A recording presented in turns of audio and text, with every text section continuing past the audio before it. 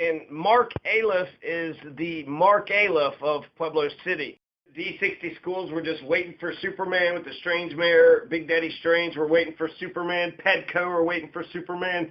Why do we keep waiting for Superman? Why do we keep waiting for this mysterious savior that's just going to come and save us all? And Mark Aleph is the Mark Aleph of Pueblo City. So Joshua Bruns is the Bernie Sanders of Pueblo City. Josh Bruns is the Bernie Sanders. He was a Sandinista. He was a Bernie bro.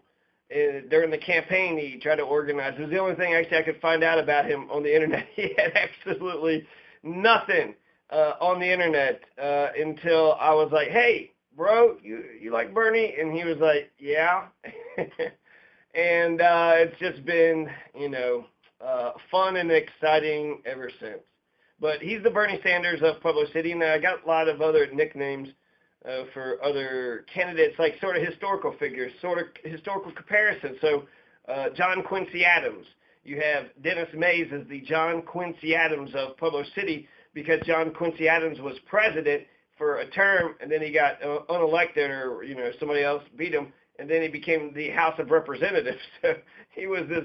Dennis Mays is just like John Quincy Adams because he was this great man who eventually steps down into a lesser role. And the school board is essentially a volunteer spot because they don't get paid. They don't get paid anything. I think this actually has to do with a competitive thing. There is 5 candidates that the school board could have chosen 5 or 6 months ago, and they picked Kenny O'Neill, and Dennis Mays has been a little bit bitter about that ever since. He's an older man. I actually have a good relationship with him, but he's my third choice. So vote for Voss and O'Neill over Mays. And then Ed Brown. Ed Brown, he is the Calvin Coolidge. He's the Calvin Coolidge of Pueblo City. He is the Ben Carson of Pueblo City. So he's a very nice man, super, super nice man. But he takes his time, telling you things.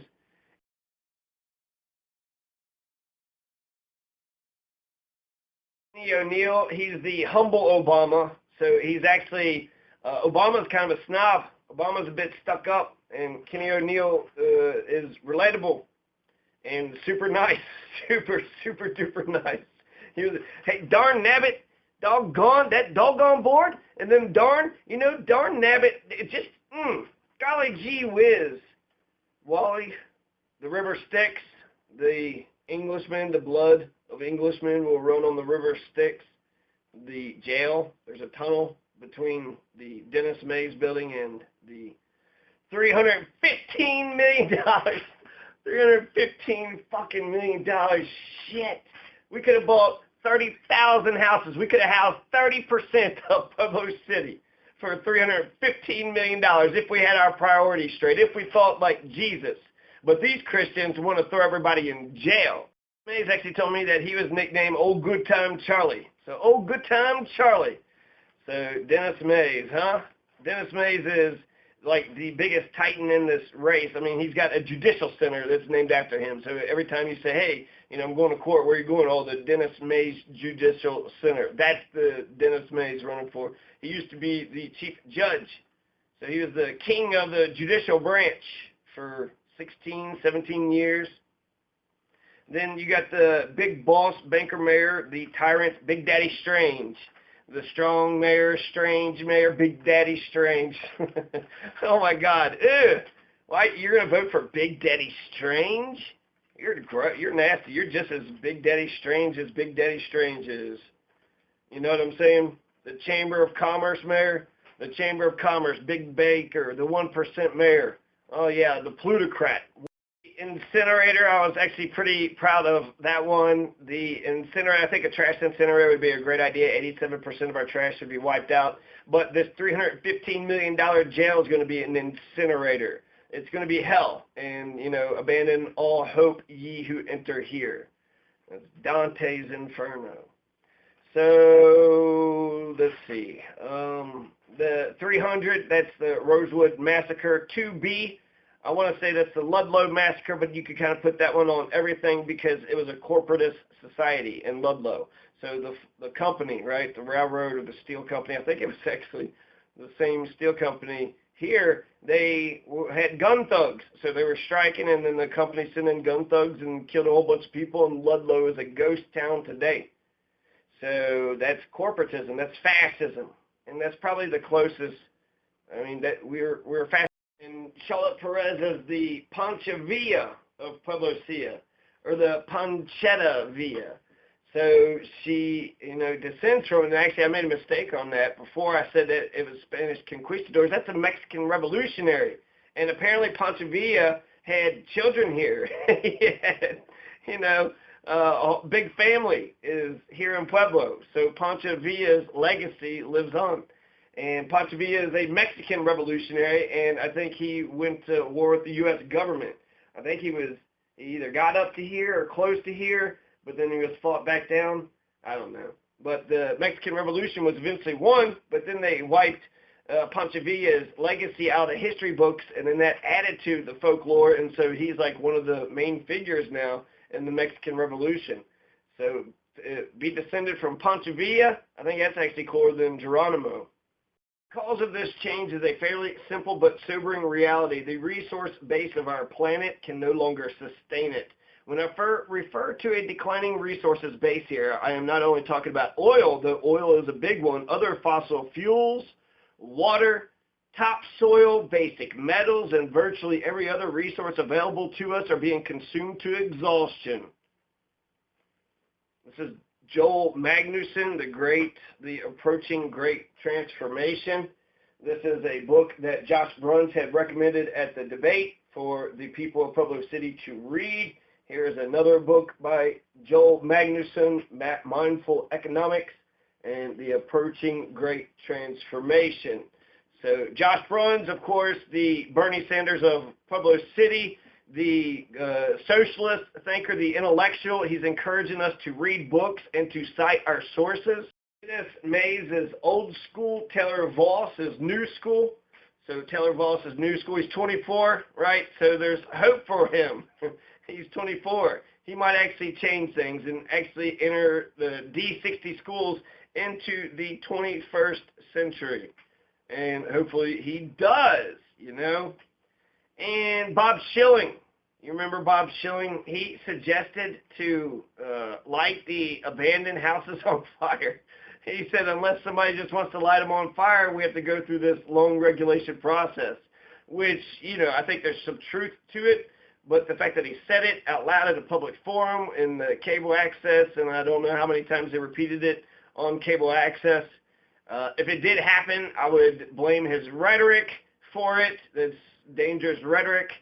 But nonetheless, Bob Schilling, he did suggest burning down a bin. And Bob Schilling is the mustache of Pueblo City. He's the mustache of Pueblo City. He is known here far and wide. The man, the myth, the mustache.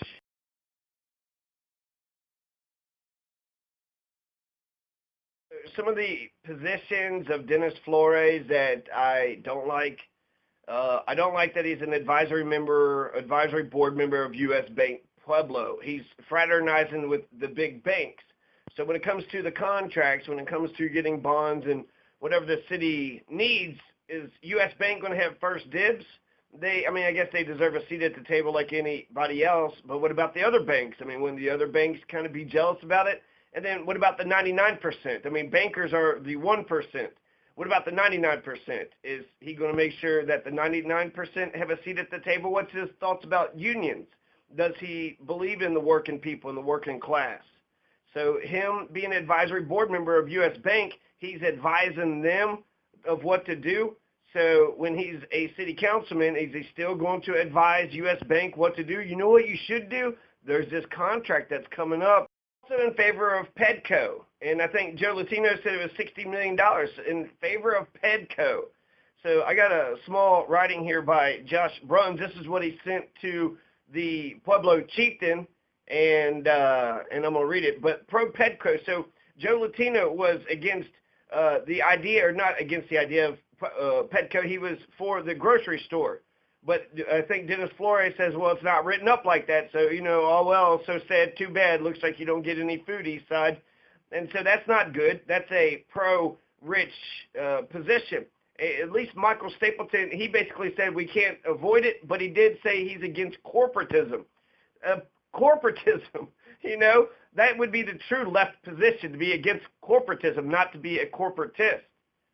So being in favor of Petco and not wanting that grocery store, I'm not happy with that answer. Aisha, Petco has had difficulties attracting new businesses to Pueblo. It's time we concentrate on employing funds not for city beautification in hopes to attract distant CEOs, but rather by allocating these funds in a way that will encourage growth from within the city. As businesses become integrated within the local community, as the city begins to offer more services within walking distance of outlying and periphery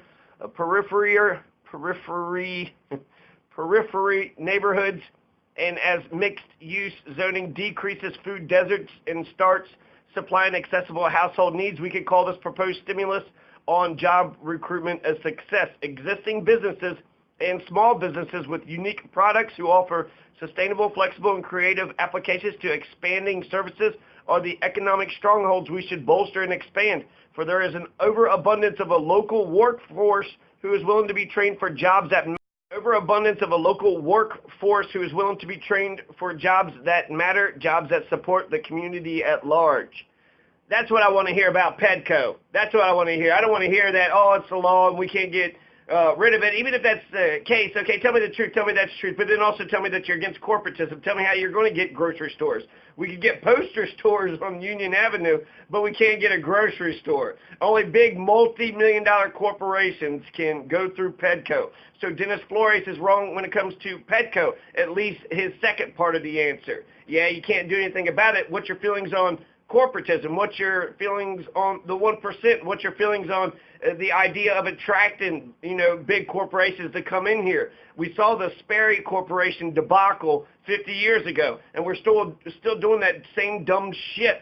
We need to stop doing it. Fuck Petco. It shouldn't even have been established, and if it seems incredible to me, let's get some job recruitment, but we can never, ever, ever, ever invest in a food store for ourselves. Never can we ever. We can, get the Walmarts to come in here, but we can't put a little bit of money in for ourselves and buy a grocery store and then get the profits into we can't have municipal grocery, right? No municipal grocery, and we can't even finance it. We can't even help anybody. We can't get it's just not a possibility. That's bullshit, okay? If Petco isn't the vehicle, then what is the vehicle? How are we going to do this? And show me that you give a damn. Show me that you're actually going to do it. So Dennis Flores, he's, hanging out with U.S. bankers. He's big on Petco, which is a corporatist. That's a corporatism idea, a corporatist idea.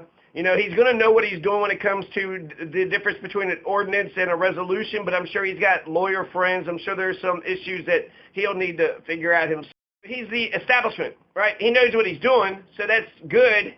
But if he's pro-big business, if he's in favor of the bankers, if he's for the 1%, he's going to go and be a councilman, and then he's going to go to his U.S. Bank advisor meeting and be like, you know what? It'd be really good if you guys jump on board. So, I don't feel comfortable with that. He's also been the establishment for quite some time, and I think that's what he's running on is his name. He doesn't have a platform, so he's just answering questions here and there, and he's got different ideas. If you put them all together, there's a platform there, but he didn't answer my questions.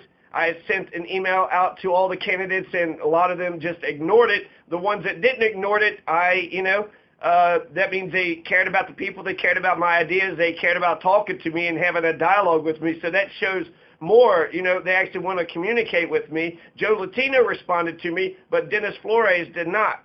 Have the right answer when it comes to strong mayor. That's another thing. Talking to your constituents, especially, enlightened members of the constituency, you can get different opinions, and you can, maybe think about things a little bit differently if you hadn't thought about it. So I believe because he was for the weak mayor, he wanted this collaborative approach, but he knows the people that's involved, and he trusts them, and he's like, all right, we'll go ahead and just change the government how you want to change it if it passes. It's illegal, so that means he didn't read the charter. He didn't read section 1-2 where it says you must have charter conventions. He just skipped right over that part. And that's the third paragraph, section 1-2. And then that means he also didn't read the 10 pages of the strong mayor thing and then put the two together. So that's, he doesn't understand the power of a home rule city. our sovereignty is under attack right now with this strong mayor thing. So does he love the city or the county more? The fact that he's been a local establishment for quite some time, that just doesn't make me feel comfortable. He's running on his name and his reputation, but I want to see your ideas. I want to see your platform. Just because you're a good man, what are your new ideas? How do you plan on changing Pueblo City to the better? And he's not saying much. You know, he's in favor of Pedco. I guess he's still going to be an advisory board member. I haven't heard him talking about stepping down from that. So he's still going to give, advice to the U.S. Bank. What about to the kids? What about to the 1,000 homeless kids? But just to the kids in general. Is he going to give advice to them? I mean, he's giving advice to these big banker assholes. And these rich people, they have all the friends in the world that they need. It would be the poor kids that would actually need the friend, that would actually need the advice. So Taylor Voss is talking about doing a mentorship program. So maybe Dennis Flores would be interested in actually, giving some of his time to D60. So his position on the strong mayor is wrong. His position on Flores is wrong when it comes to Pedco. Dennis Flores is wrong when it comes to still being an advisory board member of U.S. Bank. Maybe he might get some secrets that we don't know, right, about from U.S. Bank.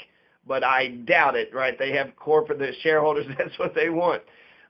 He's also the infinite tax of 2B. So 2B seems to be the lesser of the two evils. If I had to vote for one of the two, do I throw, more police into the current paradigm, or do I go ahead and vote for the spruce goose with spider wings, that boondoggle known as 300? It was known as 301 last year, so it's worth one less. And she said that she would leave town if it passed, which is another reason to vote again, or if it failed. If 300 fails, the author says she's leaving town. So, there's another. And Mark Aleph is the Mark Aleph of Pueblo City. In favor of 2B. 2B, the reason why I cannot say go ahead with 2B is because the war on drugs is still going on here. They're packing the jails with homeless people. So there's some systemic institutional issues that they're not going to take head on. You want to tackle a problem, you take it head on. But they don't have the political will. They're barely even talking about it. If you're hanging out with bankers, I mean, who gives a damn about the homeless, right? Oh, what, you lost your cornflakes, box? You lost, somebody stole your last bit of a handful of cornflakes out of your shopping cart while you were sleeping underneath a bridge. Oh, poor you. But, you don't know the local political establishment, so you deserve to stay homeless for the rest of your life. Nah, that's bullshit. Every day that homelessness goes by, it's more and more traumatizing to them specifically, but to society in general. We just don't give a damn. It's also a failure of capitalism. It's a failure of capitalism because it says, capitalism doesn't solve pollution. Capitalism doesn't solve poverty and homelessness. Capitalism actually very much needs homelessness and poverty. They very much want it. It's intentional. It's by design. They want the poor folks to do the dumb shit. And so, bankers, they don't mind. They'll never clean the bathrooms. They like paying, $10 an hour for someone else to clean the bathroom. They don't want to get their hands dirty. And that's, kind of an American problem. There's the old joke about how there was 5 American rowers and 1 rower, and they were racing against the Japanese, and they lost, and so they fired the rower. So you got all these managers and management, all these advisors and smart people, but they're not doing what we actually need to do, and then the people that's actually doing the work is the first person that gets fired.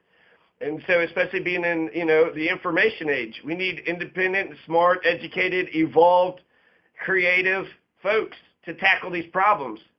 B is a $18 million tax over 5 years, but it says by whatever amounts are raised annually thereafter. By whatever amounts. We'll start out with $18 million, and if we want to raise it up, by whatever amounts. How much are you going to raise it? Whatever. No, give me a number. Are you going to raise it up like 1 million, 2 million? Well, maybe. Just whatever. Just 1, 2, 100 billion. Who gives a shit, right? Fuck it. This is an infinite tax.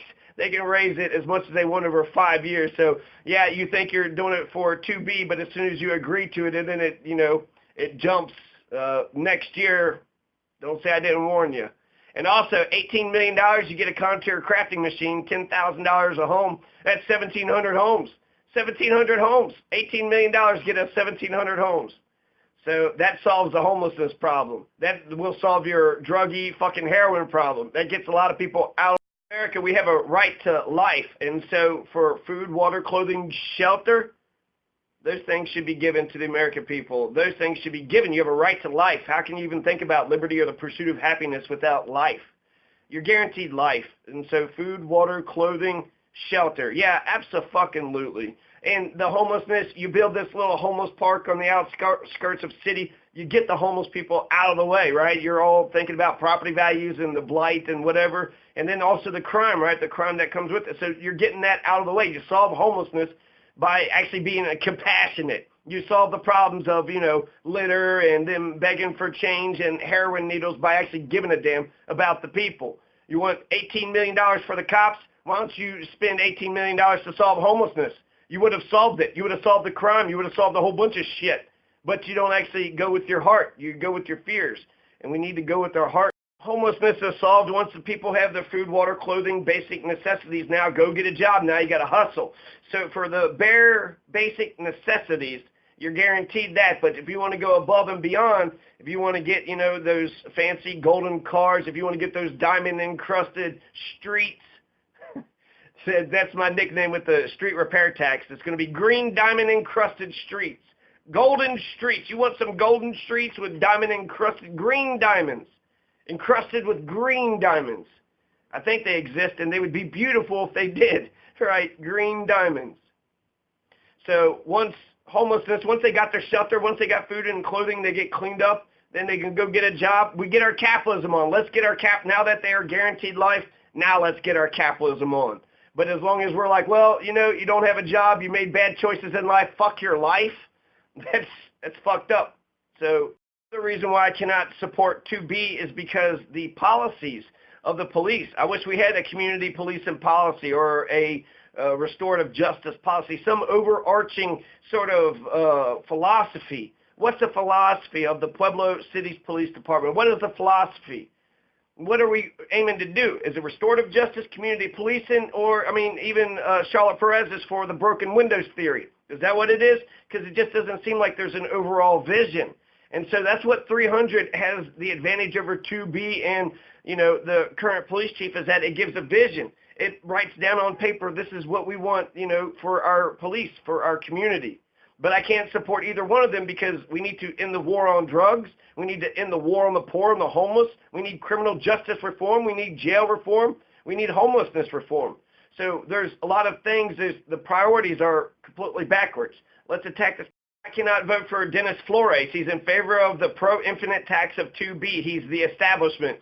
He's pro-big business, seemingly pro-corporatist with Petco and with the advisory member of being on the U.S. Bank.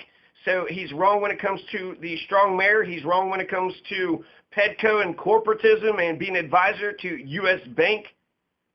And he's wrong about, carrying on with the current paradigm. So he's not talking about ending the war on drugs, though he did say something interesting.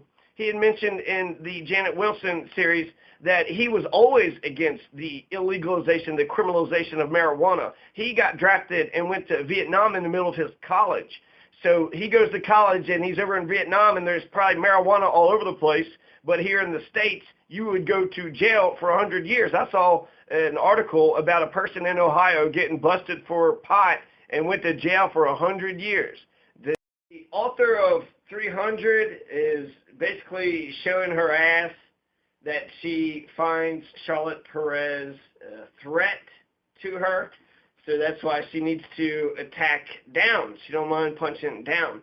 And that's, that's who she is, I guess. But you have, she said that she was liberal. The author of 300 said that Charlotte Perez was too liberal, too left.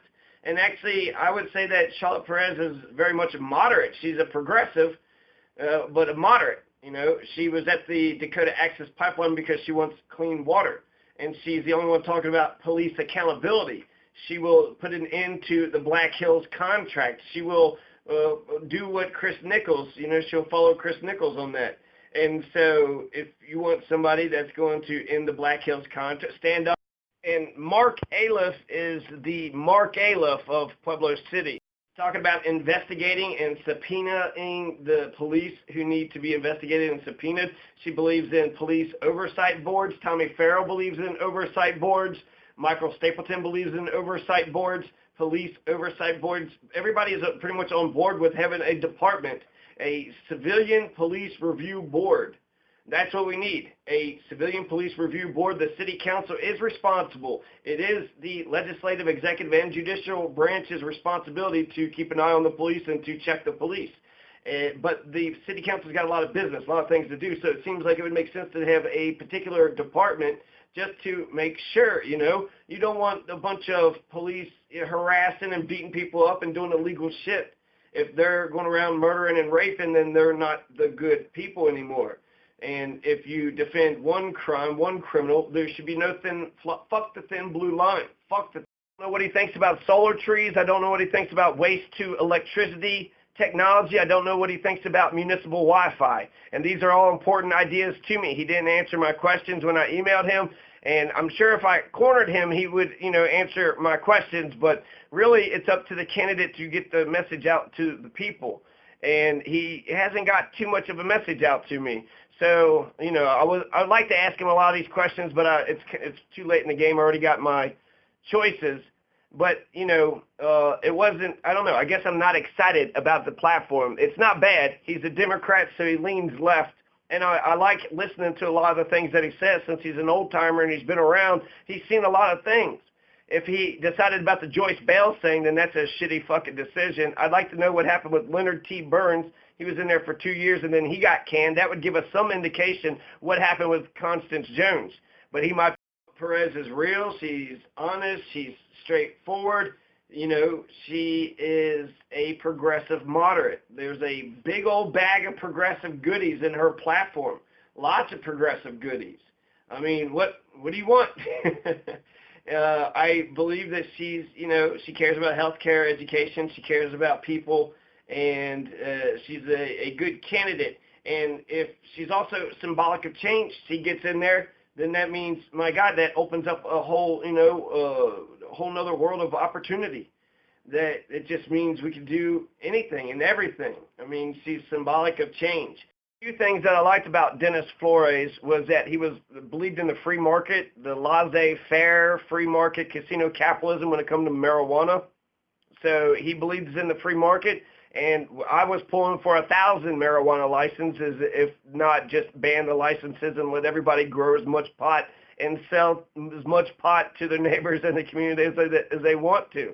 It should be a free market. We believe in capitalism in America? No, you don't. You don't believe in the free market. You don't believe in capitalism. Capitalism is, we got to help with the bottom line with the GDP. You got the school board race and you got the city council. What's going to help with the GDP? Who's even talking about the economics? We got to increase the GDP, which means we all got to be producing stuff. We all got to be producing things. That's capitalism. And so we're not even doing capitalism well. So we do need the free market when it comes to marijuana so we all can capitalize on this industry. Dottie Calhoun agreed that the superintendent should be fired. It's, give her maybe this year, but if she doesn't turn things around, get rid of her. She is the dysfunction, right? And Kenny O'Neill, accessible, friendly, nice, kind. He's a good man. He's a good man. It's interesting that Brian Tater doesn't see that. And you have, what else? Oh, yeah, Charlotte Perez. So Charlotte Perez she's in favor of marijuana, legalization of marijuana, keeping it legal. She cares about the children, so she sees the heroin and the needles and shit. So that, I disagree with her on that. That's what makes her a moderate. I'm actually to the left of Charlotte on that because I oppose the war on drugs in its entirety. And she wants to protect the water. She's cares about the goat heads because the goat heads suck. I hate the goat heads, so she's listening to her constituents. She's listening to people. If you have it's actually really comforting to hear an elderly man, he's 70 years old, talking about how marijuana should never have been illegalized in the first place. He was there when Nixon fucking did it. He was fighting for our country in Vietnam.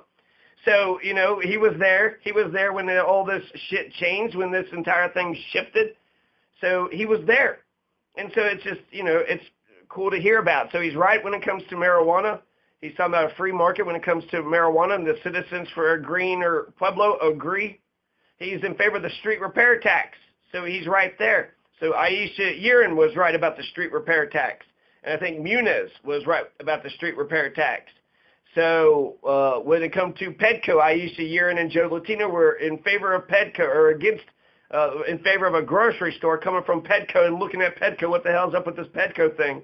So even, Joe Latino and Aisha Yerin were right on Pedco, whereas Flores was not. D60 schools were just waiting for Superman with the Strange Mayor, Big Daddy Strange. We're waiting for Superman. Pedco are waiting for Superman.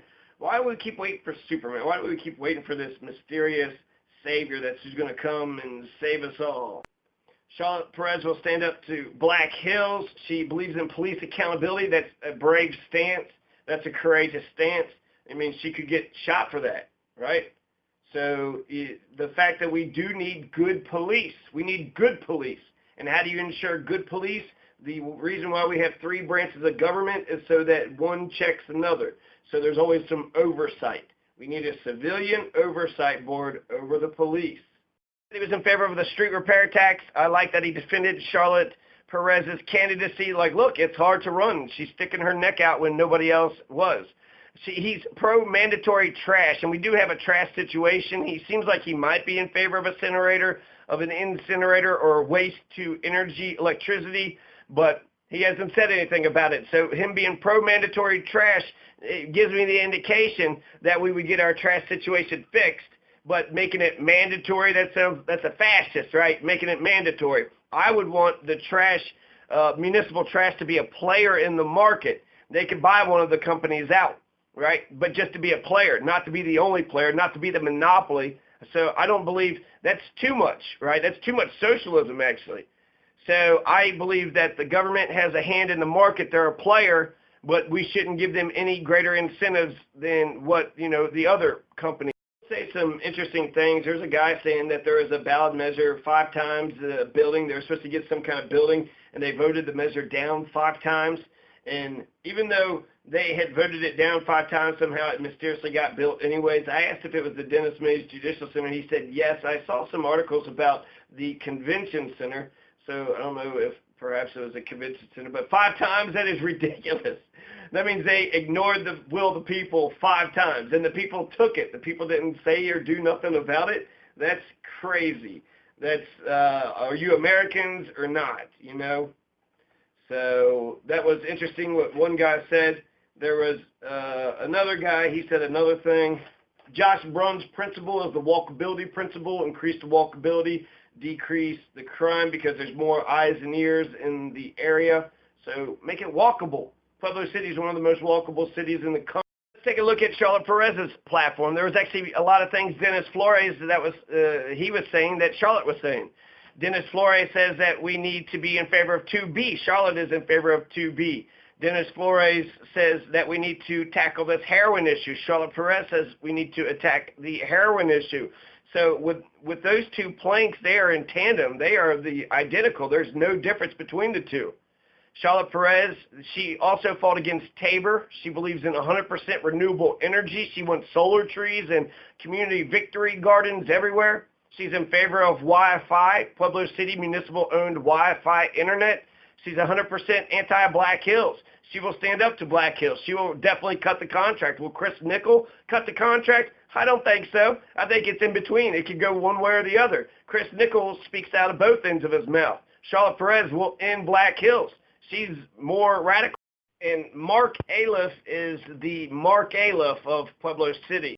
She's talking about ending homelessness with contour crafting with the new technology. She's talking about eminent domaining the abandoned buildings from irresponsible absentee landlords. She's in favor of charter conventions. She's in favor of Sweden's trash to energy programs. She wants to dedicate the streets and the alleys with the names of the innocent slain, such as Ricky Muniz Alley, which there definitely should be a sign that says Ricky Muniz Alley. There definitely should be. When you say the name of the dead to the earth, they are still alive, and that's a Native American proverb. So she believes in consolidation of the county and the city. She believes in one Pueblo, in Pueblo uniting. Charlotte Perez is pro-citizens complaint and oversight board. She believes there should be a check on the police. She's going to do these ride-alongs with the police, just like Jesse the Body Ventura, the ex-governor of Minnesota. and she'll take, any and all necessary action against any and all crimes committed by the police. Charlotte Perez believes in the rule of law. So there's other things here. She's going to go after the goat heads. She's for Giuliani's broken window theory of policing, so she's got a vision for police. She wants police and jail reform. She's anti-heroin, so she's in favor of 80% of the war on drugs, which I'm against. She wants to, the poison ivy, poison oak, poison sumac, poison hemlock. She goes to the noxious weeds list. She wants an aggressive arsenal of grant writers to go after the state and federal grants. And she wants to, make sure all the annual budget, policy, municipal code, charter, all these reports that the city writes up is written for the common people. She also wants to clean up the town. That's the reason why she's for Giuliani's broken window theory. She wants to get it nice and pristine, make it all look like Riverwalk. Clean up the town, attract those outside businesses in, and then attract those jobs. She's got a platform. Would I vote for Charlotte Perez over Dennis Flores? I mean, I think all those are very good answers.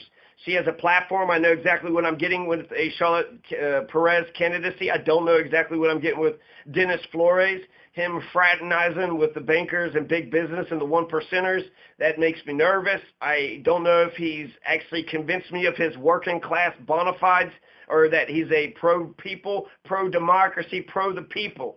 The people get what they want, right? And if he, so just compare and contrast.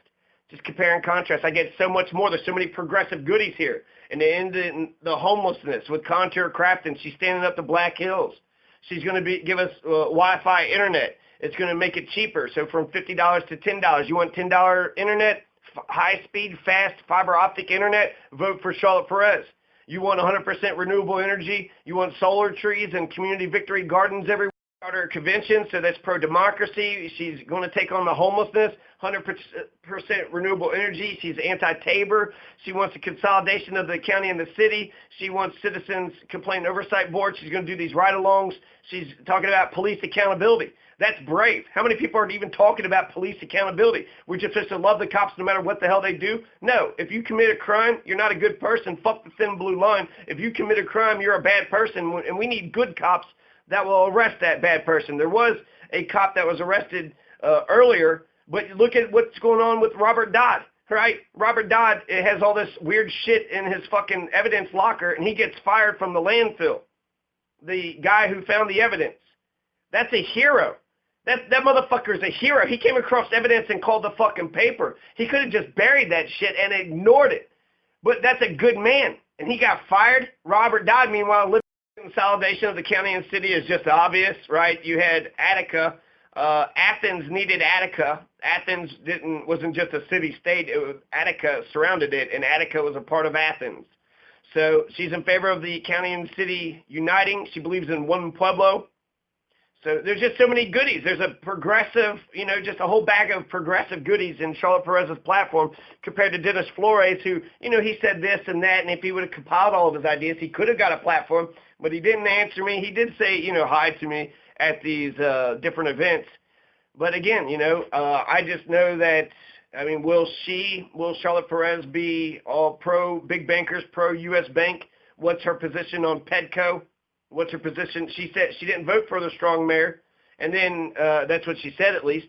And then Pedco, she was just like, I don't hear any good things about Pedco. So I think that she's basically right there.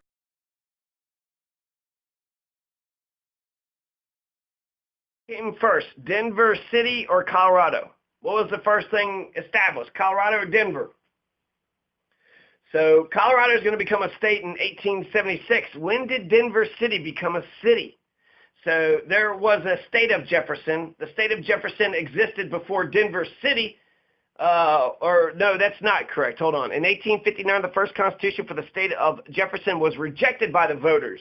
So the state of Jefferson was rejected in 1859. The second constitution in 1859 was for the territory of Jefferson. The territory of Jefferson was approved. So they weren't ready for a state. They were ready for a territory. So for a long time, a lot of the area of Colorado was called the territory of Jefferson. Denver City was formed in 1860, 1 year after the free territory of Jefferson was formed. So the question is, this territory of Jefferson, is it The territory of Jefferson, is that a state? Is that Colorado? Not really. No, it's a territory for one thing, so it's not a state, and it's not Colorado, so it's not the state of Colorado. It's the territory of Jefferson. They're all completely different words, right? So Denver City probably did come from those constitutional conventions that were held in Denver City. They had constitutional conventions in Denver City to get the territory of Jefferson, and by Denver City holding all these, first they had the one, then the second one, and it was like, well, shit, what about us? What about the people? What about the actual city, right? The demos. So territory isn't a state, and so the statiness of the territory of Jefferson, while I would even say the state of Colorado probably came from all that work with the territory of Jefferson, but it's different boundaries, different rules, different laws. So, get the fuck out of here with that Jefferson territory bullshit. Now, there's some doubt about what came first between Denver City and the territory of Jefferson. The territory of Jefferson came first by 1 year, 1859. Denver City came after, 1860. Real close, right? Only in a span of 1 year. So the territory of Jefferson, however, never became a state. Eventually, the state of Colorado is formed and accepted, adopted into the Union August 1st, 1876. And that's the same Constitution that we use today. Even though the Confederates tried to fucking stop it every way, every step of the way, the Confederacy wanted, they did not want Colorado to come into existence whatsoever. So the Colorado becomes a state in 1876. Denver City, the voters of Denver City approved Denver City in 1860, 16 years earlier. So Denver is much, much older, has a foundation was set earlier than Colorado. So Denver is older.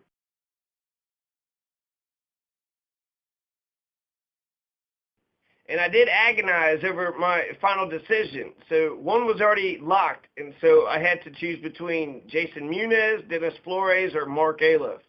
And I didn't get a response from any of them with my 21 questions. So basically, all of them were asking me to kind of pull from them. Mark Aliff was just so easy to talk to. He's so easy. He's a cowboy who wants people to like him, and he'll talk to you. So I think that's God. And a politician, this is the time when politicians want to talk to you before the election. There's probably little chance that any of these politicians will ever talk to you ever again once they get some power. But before the election, if you can't even get them to care before the election, there's